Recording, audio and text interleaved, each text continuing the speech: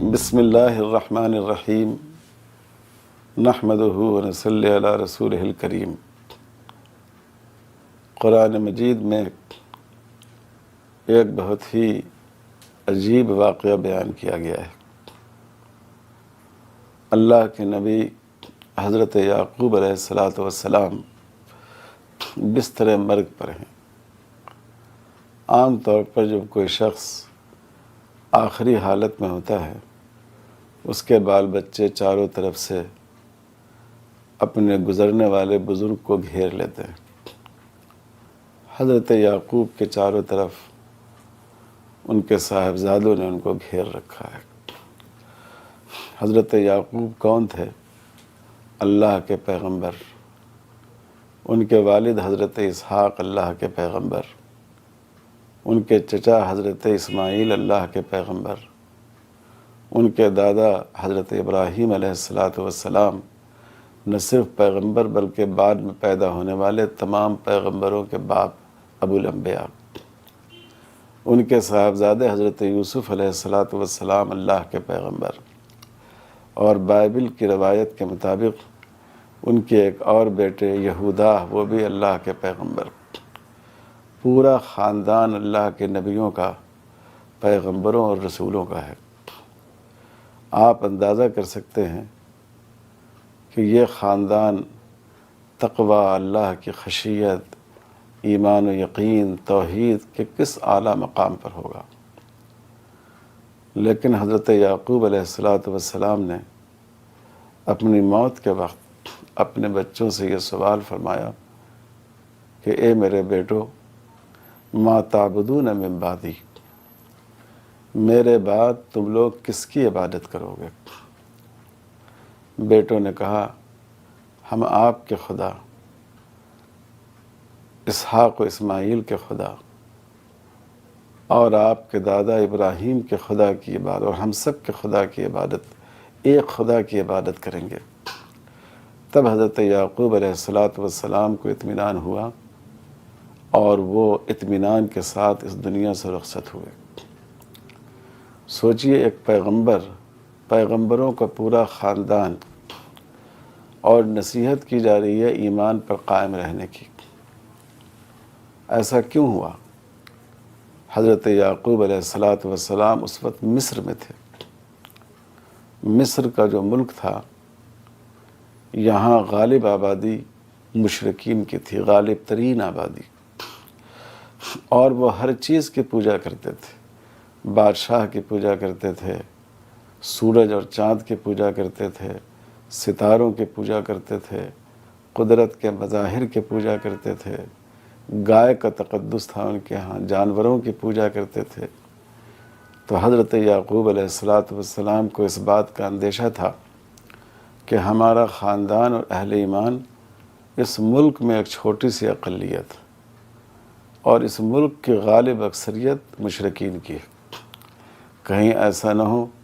کہ یہ مشرکین اس چھوٹی سی اقلیت کو نگل جائیں، یہ اپنے اندر ان کو جذب کر لیں، یہ اقلیت، ان کی آنے والی نسلیں اپنے ایمان کی حفاظت نہیں کر پائیں۔ اس فکر نے حضرت یعقوب علیہ السلام کو بے قرار کر رکھا تھا۔ میں خاص طور پر ان دوستوں سے عرض کرتا ہوں جو ہندوستان کی فضا میں زندگی گزار رہے ہیں، ان بھائیوں سے عرض کرتا ہوں جو کسی ملک میں مسلمان اقلیت کی حیثیت سے جی رہے ہیں، کہ آپ کی نسلیں اسی صورتحال سے دوچار ہیں، اور ہمارے دل کو اپنے آنے والی نسلوں کی ایمان کی حفاظت کے لیے اسی طرح بے قرار، مضطرب اور بے چین ہونا چاہیے جیسے حضرت یعقوب علیہ السلام کو اپنے خاندان کی فکر تھی۔ میرے بھائیوں اور بزرگوں، عقیدے، انسان کا ایمان، انسان کا نظریہ، انسان کی فکر، انسان کا تصور، اس کے بننے میں اور بنانے میں ایک بہت اہم رول تعلیم کا ہے۔ تعلیم کے ذریعے انسان کی سوچ بنتی ہے،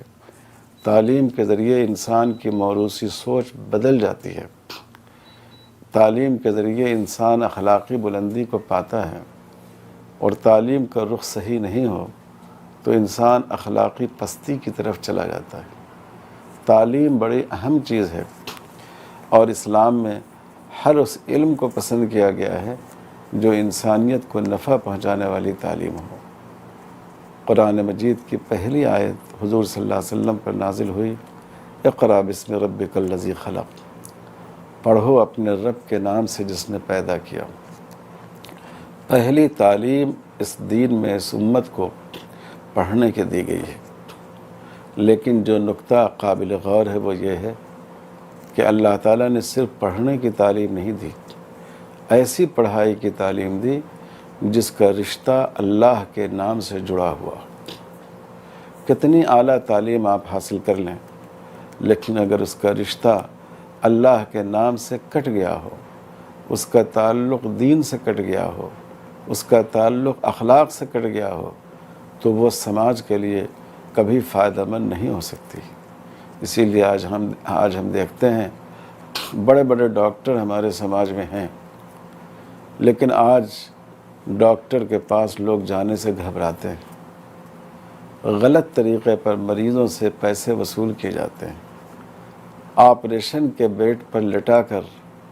آپریشن کی قیمتیں طے کی جاتی ہیں، بلا وجہ ٹیسٹ لکھے جاتے ہیں، بلا وجہ دوائیں لکھی جاتی ہیں، ہر چیز پر کمیشن وصول کیا جاتا ہے، اور اس کا نتیجہ یہ ہے کہ 1 روپے کی دوا مریضوں تک، ضرورت مندوں تک 100 روپے میں پہنچتی ہے۔ یہ اس بات کا نتیجہ ہے کہ تعلیم میں تو ترقی ہوئی، لیکن اس تعلیم کا رشتہ اللہ کے نام سے، اللہ کے دین سے، اخلاقی اقدار سے اس تعلیم کا رشتہ کٹ گیا۔ آج ہم جس سماج میں رہتے ہیں، اس میں ہمیں تعلیم میں آگے بڑھنا چاہیے۔ اقلیت اس وقت تک اکثریت کے ہمسر نہیں ہو سکتی جب تک وہ تعلیم میں اکثریت سے آگے بڑھی ہوئی نہ ہو، تعلیم میں اکثریت سے زیادہ اس کا نمبر نہ ہو، اس وقت تک وہ ایک باعزت مقام حاصل نہیں کر سکتی۔ لیکن اس کے ساتھ ساتھ یہ بھی ضروری ہے کہ ہمارا رشتہ اللہ تعالیٰ سے جڑا رہے۔ آج ہمارے ملک میں ایک ایسا نظام تعلیم رائج کرنے کی کوشش کی جا رہی ہے جس میں ہمارے بچے مشرکانہ افکار سے مانوس ہو جائیں، اور پوری دنیا میں تعلیم میں سے اخلاقی اقدار کے حصے کو ختم کر دیا گیا ہے۔ پڑھنے کا مطلب یہ ہے کہ ہمیں پڑھنا ہے اور پیسہ ڈھالنے کی مشین بننا ہے۔ انسانی خدمت کا تصور، اخلاقی اقدار کا تصور ختم ہوتا جا رہا ہے۔ اس لیے ہمیں اپنے آنے والی نسلوں کے بارے میں یہ سوچنا ہے کہ کیسے وہ عصری تعلیم میں بھی آگے بڑھیں اور دین سے ان کا رشتہ قائم رہے۔ اور اس کے لیے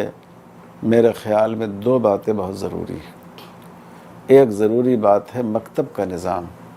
2-2.5 گھنٹے کی تعلیم ہماری مسجدوں میں، اور جہاں مسجدیں نہ ہوں وہاں باضابطہ اس کا ایک ادارہ ہو، اور وہاں 5 سال 10 سال کا مسلسل کورس ہو جس میں ہماری بچی اور بچیوں کو 2 سال 2 گھنٹے کی تعلیم دی جائے، قرآن پاک کی تعلیم، رسول اللہ صلی اللہ علیہ وسلم کی سیرت کی تعلیم، شرم و حیا کی تعلیم، اخلاقی اقدار کی تعلیم، اسلامی زندگی گزارنے کے طریقے کی تعلیم، حضور صلی اللہ علیہ وسلم کی سنتوں کی تعلیم۔ ایک بہت بڑی ضرورت یہ ہے تاکہ ہمارا بچہ ڈاکٹر بنے، لیکن ڈاکٹر بننے کے ساتھ ساتھ وہ ایک مسلمان ڈاکٹر بنے، ایک اچھا انجینئر بنے، لیکن اس کے ساتھ ساتھ وہ اسلامی اقدار کو اپنے ساتھ لے کر چلے۔ دوسری ضرورت یہ ہے کہ ہم اسلامی اسکول قائم کریں۔ ہمارے مدرسوں میں جو دینی مدارس میں جو طلبہ آتے ہیں، بعض اعداد و شمار کے مطابق اس کا پرسنٹیج 0.8 ہے۔ 1000 میں 8 بچے ہیں جو مدرسوں میں آتے ہیں۔ یہ جو 99% سے زیادہ بچے ہیں، اگر ہم نے ان کو صرف عصری تعلیم کے حوالے کر دیا، ہم نے ان کو دین سے ناآشنا رکھا، تو جو خوف حضرت یعقوب علیہ السلام کو تھا وہ بات ہمارے معاشرے میں وجود میں آ جائے گی، اور ہماری اگلی نسلوں کو اکثریتی فکر اپنے اندر جذب کر لینے میں کامیاب ہو جائے گی۔ اس لیے اس وقت ضرورت اس بات کی ہے ہم اسلامی اسکول قائم کریں، ہم ہائی اسکول یا +2 کی سطح تک ایسے اسکول قائم کریں جہاں ہم مشنری اسکولوں کے معیار کی، یا جیسے ہندوستان میں آج کل سنگھ پریوار والے بھی اسکول کھول رہے ہیں، ان کے اسکولوں کا جو معیار تعلیم ہو، ہم ماڈرن ایجوکیشن میں اس معیار کو ہم پورا کریں، اور ساتھ ساتھ ان کو ہم اسلامی ماحول دیں، ان کو ہم بنیادی دینی تعلیم سے روشناس کرائیں، ان کی عمر اور ان کی شعوری صلاحیتوں کے اعتبار سے جو اسلام کے بارے میں غلط فہمیاں پیدا کی جاتی ہیں، ہم ان غلط فہمیوں کو اور شکوک و شبہات کے ان کانٹوں کو ان کے دلوں سے نکالیں۔ جیسے ایک زمانے میں فتنہ ارتداد کو روکنے کے لیے مدارس کی ضرورت تھی، اور حضرت مولانا محمد قاسم نانوتوی رحمۃ اللہ علیہ نے دینی مدارس کی بنیاد رکھی، اور ان مدارس نے ایک غیر معمولی اہم ترین کردار ادا کیا اسلام کی حفاظت میں، اسلام کے بقا میں، اور آج بھی ادا کر رہے ہیں۔ وہیں آج کی ان حالات میں اس بات کی ضرورت ہے کہ ہم اسلامی اسکول ہر سطح کے قائم کریں، ان لوگوں کے لیے جو بہت اعلیٰ انفراسٹرکچر کی سہولتوں کے ساتھ اپنے بچوں کو تعلیم دلانا چاہتے ہیں، ان کے لیے جو میڈیم قسم کے لوگ ہیں، ان کے لیے جو لو آمدنی کے لوگ ہیں، اس میں ہم دینی تعلیم کو ایک اہم موضوع کے اعتبار سے، ایک لازمی مضمون کے اعتبار سے ہم ان کو تعلیم دلائیں، اس کے لیے ٹرینڈ اساتذہ رکھیں جو شفقت اور محبت کے ساتھ اور پوری منطق اور لاجک کے ساتھ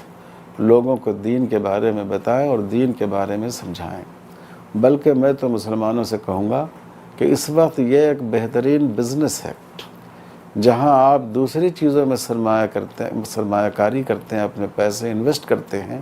آپ ایک گروپ بنا کر ایسے محلوں کا، ایسے شہروں کا، ایسے دیہاتوں کا، ایسے علاقوں کا انتخاب کیجئے کہ جہاں اس اسکولوں کی کمی ہے، یا دینی ماحول کے ساتھ اسکولوں کی کمی ہے، اور وہاں مسلم آبادی ہے، اور آپ وہاں اسکول قائم کریں، عصری اسکول قائم کریں، تو آپ یقین جانیں کہ یہ معاشی اعتبار سے بھی آپ کے لیے فائدہ مند ہوگا، اور اپنی آنے والی نسلوں کے ایمان کی آپ حفاظت کر سکیں گے۔ اب اس وقت ہماری اگلے نسلوں کی صرف اعمال کی حفاظت کا مسئلہ نہیں رہ گیا کہ وہ نمازی ہوں، روزہ دار ہوں، اور ان میں دینی جذبہ ہو۔ اب ایمان کی حفاظت کا مسئلہ ہو گیا کہ وہ اپنے ایمان پر قائم رہیں، وہ عقیدہ توحید پر قائم رہیں، وہ شرک سے اپنے آپ کو بچا کر رکھیں، اللہ کی کتاب اور رسول اللہ صلی اللہ علیہ وسلم کی سنت پر ان کو اتنا یقین ہو جیسے انسان کو اپنی آنکھوں دیکھی چیز پر یقین ہوتا ہے۔ میں مدارس سے، حضرات علماء سے بھی گزارش کرتا ہوں کہ آج کے حالات میں ہر مدرسے کو اپنے ساتھ ایسا اسکول قائم کرنا چاہیے، ہر مسجد کے ساتھ مسلمانوں کا اسلامی اسکول ہونا چاہیے، کوئی مسلمانوں کا محلہ، کوئی مسلمانوں کی آبادی اس سے خالی نہیں ہو کہ وہاں بیسک اسلامی تعلیم کے ساتھ معیاری عصری تعلیم کا انتظام نہ ہو۔ اگر ہم نے یہ کیا، یہ بہت بڑے ثواب کا کام ہوگا، یہ بہت بڑے اجر کا کام ہوگا، یہ ایک پوری نسل کے ایمان کی حفاظت کا کام ہوگا۔ اللہ تعالی ہم سب کو توفیق عطا فرمائے، واللہ هو المستعان۔